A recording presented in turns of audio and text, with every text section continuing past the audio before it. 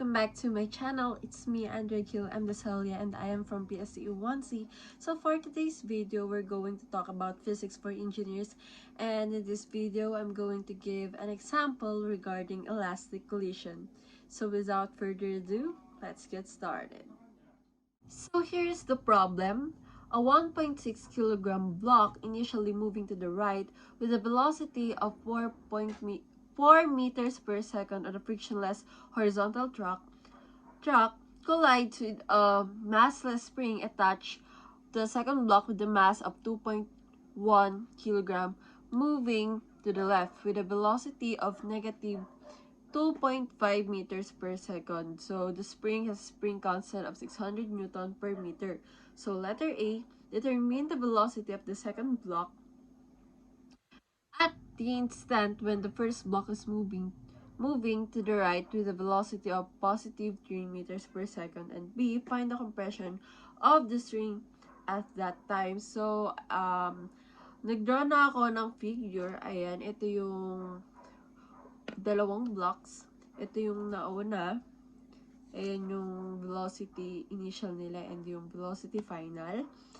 And now, hahanapin muna natin yung sa letter A. So, ang tinatanong dito is yung velocity ng second block. Hinahanap yon. Ito yun, no? So, ayun. Ang kunin nating formula or ang gagamitin nating formula is yung conservation of momentum, which is initial momentum is equal to final momentum. So, mangyayari dyan, ito ay m sub 1 times v sub 1 plus m sub 2 times v sub 2 is equal to m sub 1 times v sub 1 prime or final plus m sub 2 times v sub 2 prime. So, ngayon ang hinahanap sa atin is etong si v sub 2 prime lang naman. So, ilagay na natin siya dito. So, si v sub 2 prime is now equal to mass 1 times velocity 1 plus m sub 2 times v sub 2 minus m sub 1 times v sub 1 prime over mass 2.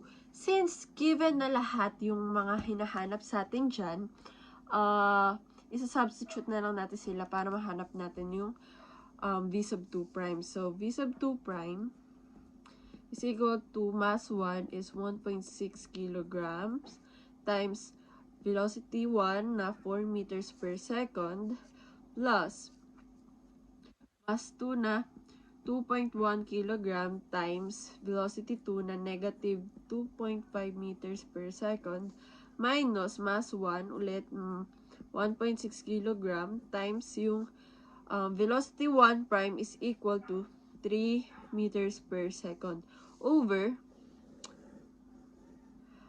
mass 2 natin is equal to 2.1 kilogram. So, calculating the values, ang v sub 2 prime natin is equal to negative 1.738 meters per second. So, ayan yung letter A natin. So, for letter B naman, ang hinahanap nga sa atin dito is yung find the compression of the spring at that time. So, dito, ang gagamitin natin is yung conservation of energy for the whole system. So, ngayon, ayan na siya. So, initial E sub I or yung initial energy is equal to E sub F or yung final na energy. So, ito lang siya, 1/2 times m sub 1 or mass 1 times v sub 1 squared plus 1/2 m2 v2 squared plus 1/2 k x initial squared is equal to 1/2 times m1 v sub 1 prime squared plus 1/2 m2 v sub 2 prime squared plus 1/2 kx final squared. So, ngayon, ito siya guys, yung figure nga.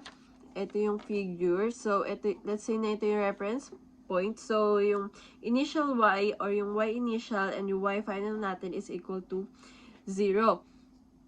And take note na before sila mag-collide, um, wala, eto siya yung sa x niya. So, ibig sabihin, 0 yung x initial natin. So, cancel na to. Now, ang gagawin natin, since ang hinahanap lang naman sa atin is yung x, di ba? So, ang gagawin natin dyan, cancel na yan, di ba? Rewrite lang uli natin sila. Squared. Then, tanggal na to. So, equal to 1/2 m sub 1 v sub 1 prime squared plus 1/2 m sub 2 v sub 2 prime squared plus 1/2 final. So, ngayon, sabi ko kanina, ang hinahanap lang sa atin is yung x.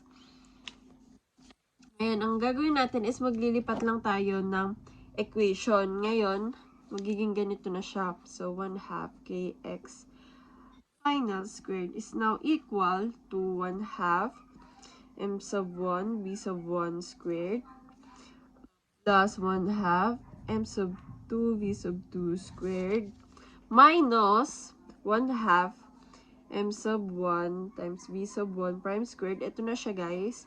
Then, minus ulit. Since naglipat nga tayo ng equation, kaya may iba yung sign nila. So, m sub 2 v sub 2 prime squared. So, ngayon, pwede tayong mag-cancel ng 1/2 para mabawasan yung sa equation natin. So, cancel natin lahat yung 1/2 dyan. Then, divide natin both sides by k para ang matira na lang sa atin is yung x of f squared. So, ayan. Then, cancel na yan. So, now, x of f squared or x final is equal to m sub 1 times v sub 1 squared plus m sub 2 v sub 2 squared minus m sub 1 v sub 1 prime squared minus m sub 2 v sub 2 prime squared. So, ganyan siya. Since naka-square siya, so square root natin both sides para mawala yung over k pala to, sorry. Para mawala yung squared niya. Ngayon, ito na yung equation natin for x final. So, substitute lang natin lahat yung mga values. So, given naman na lahat yung values natin. So, m sub 1 is equal to 1.6 kilogram times 4 meters per second squared. Yun yung velocity 1 natin. Plus m sub 2 na 2.1 kilogram times v sub 2 squared natin na negative 2.5 meters per second. So, yan, quantity squared minus yung m sub 1 prime, m sub 1 natin is 1.6 kilogram ulit. Then, yung v sub 1 prime natin is now equal to 3 meters per second quantity squared. Minus ulit yan. M sub 2 natin is equal to 2.1 ulit. Then, yung v sub 2 prime natin is equal to negative 1.74 meters per second quantity squared. Over, yung k natin is equal to 600 Newton per meter. So, calculating the values, ang x final natin or yung compression, ngayon hanap yung compression ng spring na yon, x of f is equal to 0.173 meters. And that is our compression. So, yun lang guys. I hope may natutunan kayo. I'm sorry for the errors. Medyo marami errors ko. Alam ko. I'm sorry about that. And if you have questions or suggestions, you may comment it down below. And also, don't forget to click the subscribe button and i-like nyo na rin tong video na to for more physics videos. So, yun guys. Thanks for watching. Bye!